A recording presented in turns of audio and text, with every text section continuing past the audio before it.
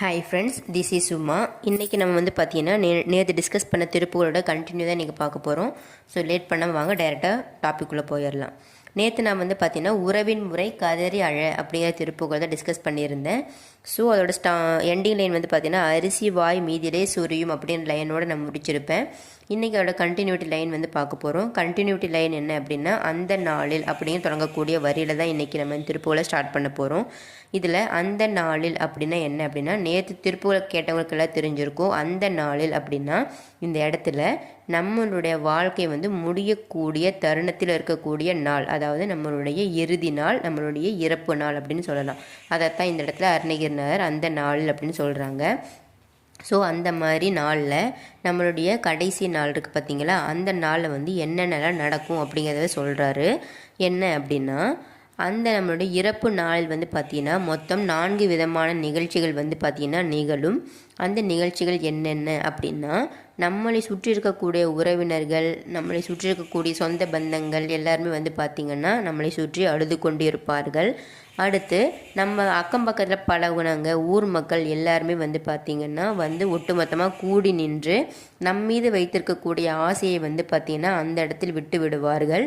மூன்றாவது வந்து பார்த்தீங்க அப்படின்னா நம்மளுடைய இறப்பு நாளை கருதி நமக்கு முன்னாடி வந்து பார்த்திங்கன்னா பறையை வந்து வாசிப்பார்கள். நான்காவதாக கடைசியாக நம்மளுடைய வாய்க்கு வந்து பார்த்திங்கன்னா வாக்கரிசி வந்து இடுப்பார்கள். அதாவது நம்ம வாய்க்கரிசி போடுவோம்ல, ஸோ அதுதான் இந்த இடத்துல வாக்கரிசி வந்து இடுவார்கள் அப்படின்னு சொல்கிறாங்க. ஸோ எல்லாருக்குமே வந்து பார்த்திங்கன்னா அவங்களுடைய மெயினாக வந்து பார்த்திங்கன்னா எல்லாருமே இறந்ததுக்கப்புறமா அவங்கவுங்க சம்பிரதாயத்துக்கு தகுந்த மாதிரி நடக்கும். அதில் வந்து பொதுவாக வந்து என்னென்ன நடக்கும் அப்படிங்கிறத சொல்லியிருக்காரு. ஸோ பொதுவாக இந்த 4 நிகழ்ச்சிகள் தான் நடக்குமாமா.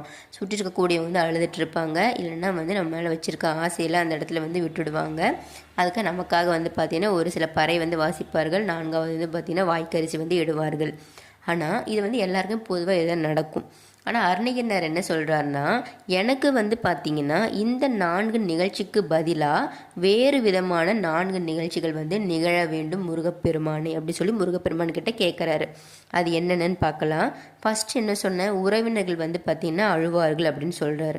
அதுக்கு அருணகிரிநாதர் என்ன சொல்கிறாங்க அப்படின்னா, அந்த உறவு முறை வந்து பார்த்திங்கன்னா அவங்களுடைய அழுமுகங்களை வந்து நான் வந்து பார்க்க வேண்டாம், ஆனால் அதுக்கு பதிலாக வந்து பார்த்திங்கன்னா முருகப்பெருமானே உங்களுடைய திருமுகங்களை வந்து நான் பார்க்க வேண்டும் அப்படின்னு சொல்கிறாரு. அடுத்தது ஊரவர்கள் வந்து பார்த்திங்கன்னா கூடி நம் மீது வைத்திருக்கக்கூடிய ஆசையை வந்து விட்டு விடுவார்கள் அப்படின்னு நான் சொன்னேன். ஸோ அந்த மாதிரி ஆசை அறுக்கின்ற ஊரவர்களுக்கு பதிலாக நீங்கள் வந்து பார்த்திங்கன்னா உங்களுக்கு உங்கள் மீது வந்து அன்பு வைத்திருக்கக்கூடிய திருத்தொண்டர் கூட்டம் அப்படிங்கிற ஒரு கூட்டம் இருக்கும்.